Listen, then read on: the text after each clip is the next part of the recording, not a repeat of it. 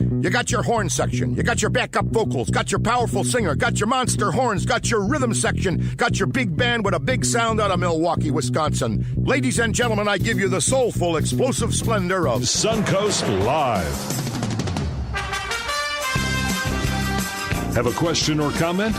Give us a call, 941-460-1530. You don't own that plane, the taxpayers do. Son, your ego is writing checks your body can't cash. I listen to sports that stimulates my afternoons with a man I can respect in the morning. All I want to do is enjoy nature and peace and quiet. Now, here's the host of Suncoast Live, Guy Wehman. All right, welcome aboard, live from beautiful Englewood Beach. This is Suncoast Live, and this is the weekend sports wrap on the Monday edition of Suncoast Live. And we pull out the stops and kind of revisit what has occurred over the weekend. And we have our usual line of suspects, and they have great insight as to what happened and what will happen in the world of sports. Just to let you know, traffic-wise, we are clean and green. Nothing on the big board. All right, let's get right to it. Mr. Tony Cutillo, he's out of the Philadelphia area. He's with the Heat Ratio, the Philly Influencer, and Fantasy Sports Addiction. Welcome back to the program, Tony. Hey, Guy, how are you? I'm fine. Are we pulling you off the ledge this afternoon with your Eagles going down in flames? Nah, not at all. You may be pulling Alshon Jeffrey off the ledge, but you definitely don't have to pull me off the ledge. I think I'm good. I think they should have waited and not gone for the play before the 2-minute warning. They only had about a second or two left before they snapped the ball. They would have been better off to just kind of taking their breath, and that's my opinion. Yeah, I mean, I think that was a lot of people's opinion, but you have to look at it. It was the perfect play call. It was the perfect pass. It was the perfect coverage, to run against. He just missed the ball. It went through his hands. So, I mean, we can look at hindsight and say that, but even if they would have ran that play after the 2-minute warning, they were trying to catch them off guard a little bit because obviously the momentum was in New Orleans' favor. But, listen, at the end of the day, if you make that catch, me and you aren't talking about it, they're probably going to score, and we're probably talking about the Eagles going to the NFC Championship game. You know, at the beginning of the game, the Eagles were on top 14-0, and then they were still going on down. There was another interception there. Had they scored, gone up 21-0, we would have been talking about a different game. You are not lying. Let me tell you something. I call it the Web Gem Sports Center generation, right? You're told in Pee Wee football, if there's a fumble, fall on the ball. Don't try to pick it up and run it in. And all Brandon Graham had to do was fall on the ball, and we got the ball and probably went in and scored, went up 21-0. But they tried to grab it. It didn't work. And, it gave New Orleans some life, put it that way.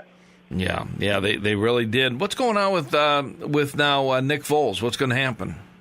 There's so many different scenarios that could happen. I mean, Nick Foles, obviously, he is going to continue his career. It's going to be, where is he going to continue? Is it going to be in Philadelphia, on a one-year deal? Is it going to be a franchise tag to where the Eagles can sign and trade Nick Foles? I really think that's a big option I think that people are looking at. Or will he just become a free agent? The Eagles let him go to sign with, a team like maybe the Oakland Raiders. So we'll see what happens, but I think in the actual football sense, Eagle green is not going to be a uniform Nick Foles wears next year. He's going to be one of a few quarterbacks now on the market. He will be out there. Joe Flacco will be out there. We know that Dwayne Haskins put himself up for the NFL draft, and just a few moments ago, Kyle Murray did as well. Yeah, I did see that. He declared it. We'll see where he goes with his height. Obviously, he has that to him. But Nick Foles is a Super Bowl MVP. I'm not going to say, do I feel he can lead a team for the next 4 or 5 years? I'm not sure, to be honest with you, because I think you've seen in that New Orleans game his shortcomings here and there. Well, would Jacksonville be a good fit? You know what?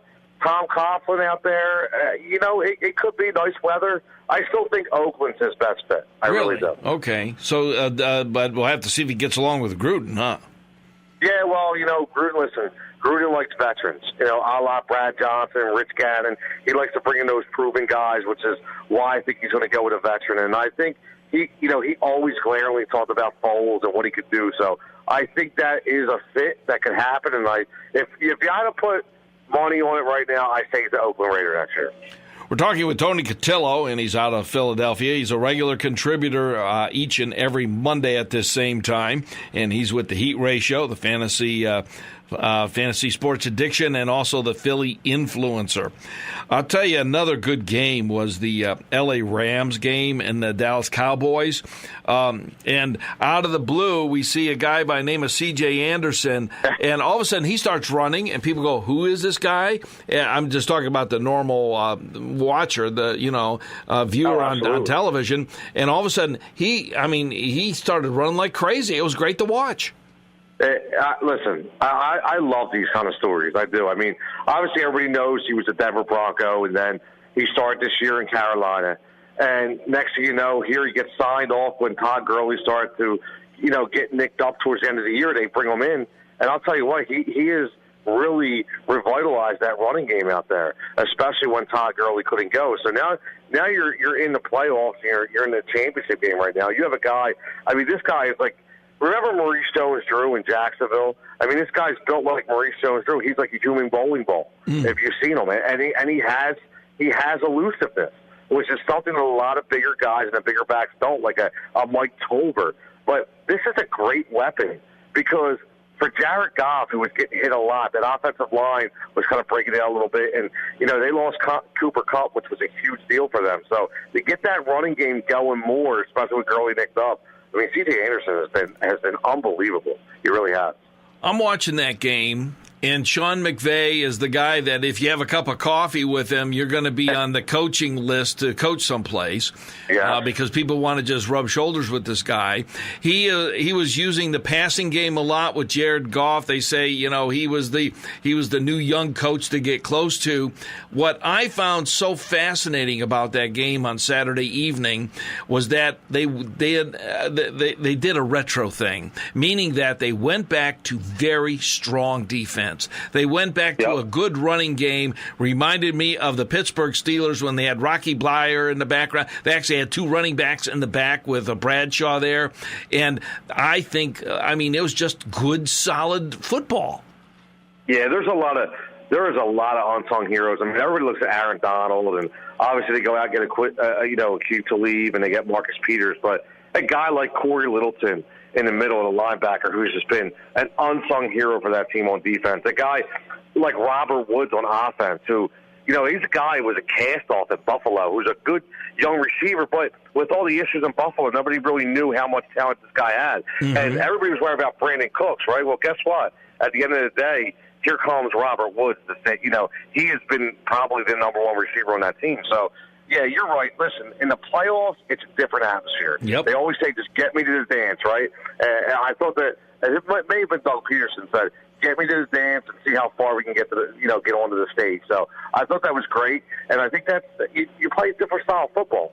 Your defense and your run game kind of win over that prolific offense. Or look at the Patriots, who I'm sure we're going to talk about next. I mean, they ran all over the place.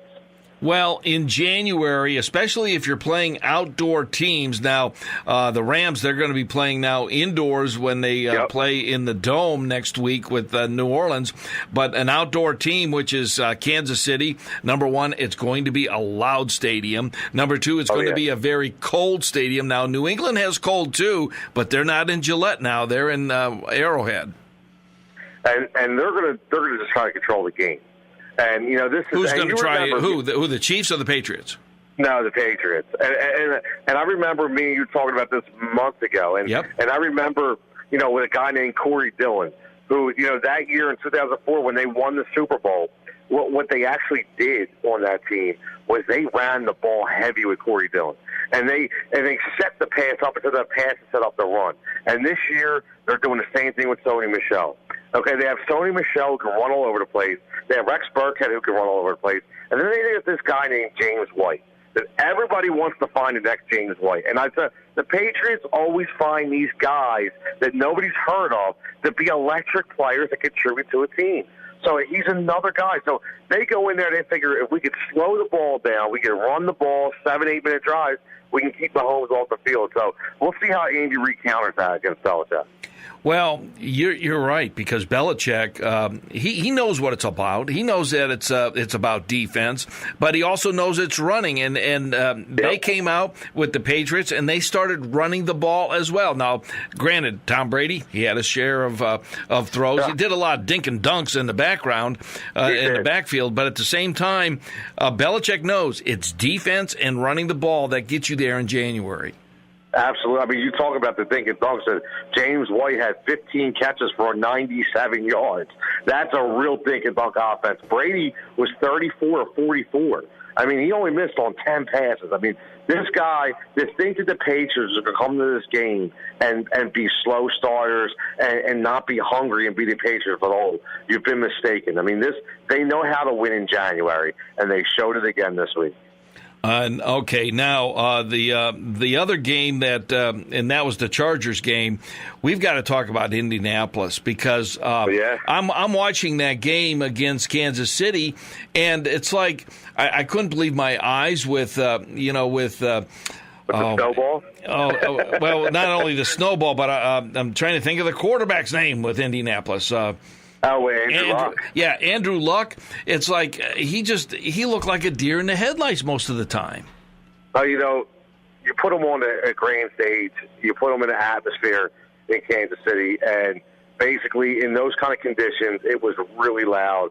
Kansas City came out. Their defense was being talked about all week, about being the weakness, right? So, and usually when you get in the playoffs, and listen, these players listen to the national media. They read the newspapers, so they hear it. So they came out and they said, we're going to play one heck of a defensive game.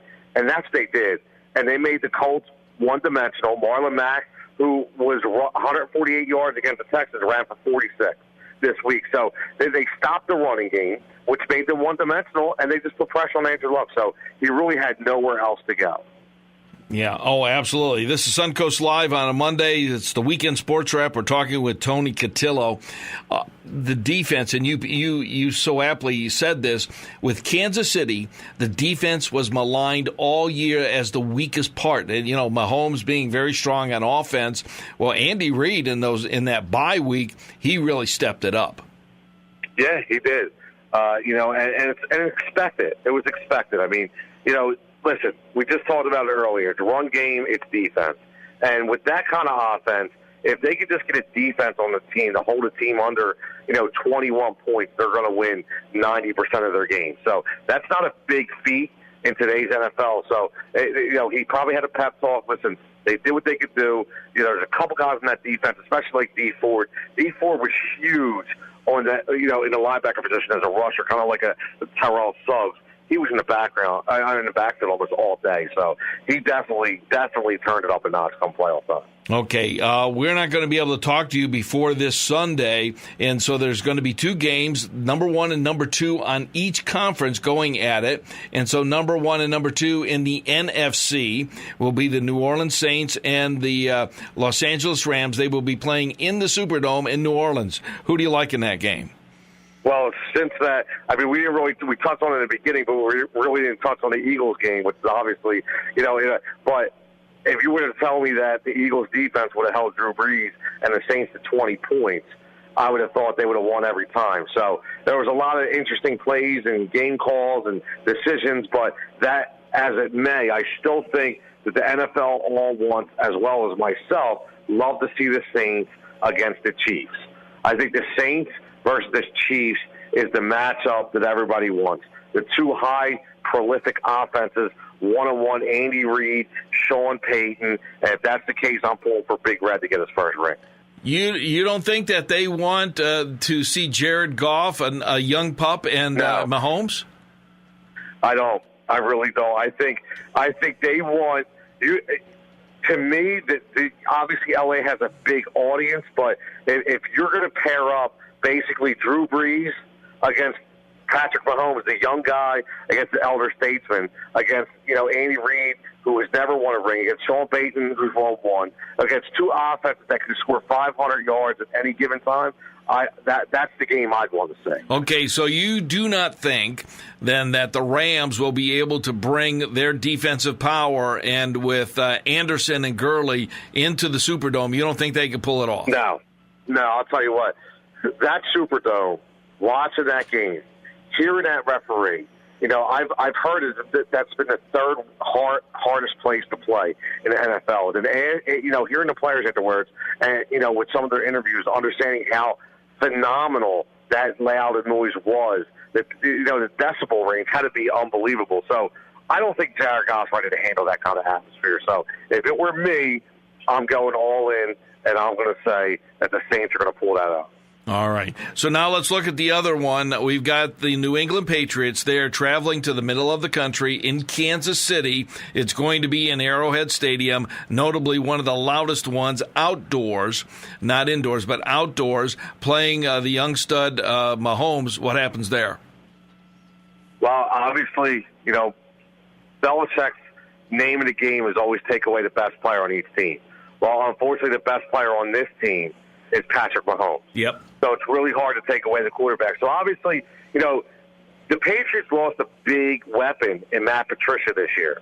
So he was always the guru behind the defense in order for the scheming against guys like this. He's not there anymore. So for the people, Tony, for the people listening, Matt Patricia was the defensive coordinator for Belichick. Yeah. Who is now the head coach of Detroit. So, and I know Belichick is a defensive mind, but the problem is Patricia was always coming up with a game plan for guys like this to take out that best player. I don't think they're able to take out Mahomes. This kid's special. You watch him week to week, and you think you have him contained, and you don't. Tyreek Hill is the fastest man in the NFL, and now you have a guy named Damian Williams who basically erased the name of Kareem Hunt in Kansas City. So let me tell you something. Travis Kelce at the tight end spot, this team is a problem, and I don't see anybody stopping them right now, even the New England Patriots. Wow. All right, Tony, hey, I'm going to let you go. Any final thoughts or words of wisdom? No, I mean, listen, we talked about the Nick Foles thing. I will say this week, record-breaking contract. Last week, you got me, right? I told you Bruce Arians was going to be the head coach. So I still think this week you'll hear the announcement Wednesday or Thursday. Bryce Harper, 12, 13-year deal with the Philadelphia Phillies, $350 million plus. So I think that'll come out today. The framework is being built. So it should be interesting times in Major League Baseball and for the Philadelphia Phillies. All right. And then this same interview that we've had today will be heard when? Because I'll be sending it to you. Again. Heard again Monday. Oh, I'm sorry. That's right. We're broadcasting this now. This will be on the YouTube page, the Heat Ratio YouTube page, and on the Twitter account at the Heat Ratio and at Cutillo23. There'll be a link. You can listen to me and Guy on the Weekend Sports Wrap any day of the week to hear what we have to do on Sunday. All right. Hey, thank you so much, Tony, and have yourself a great week. Talk to you next Monday. You too, Guy. Have a good week. All right. Mr. Tony Cutillo, we'll be back. From the flagship station in Southwest Florida, your sports anchors here. Sun Coast Live.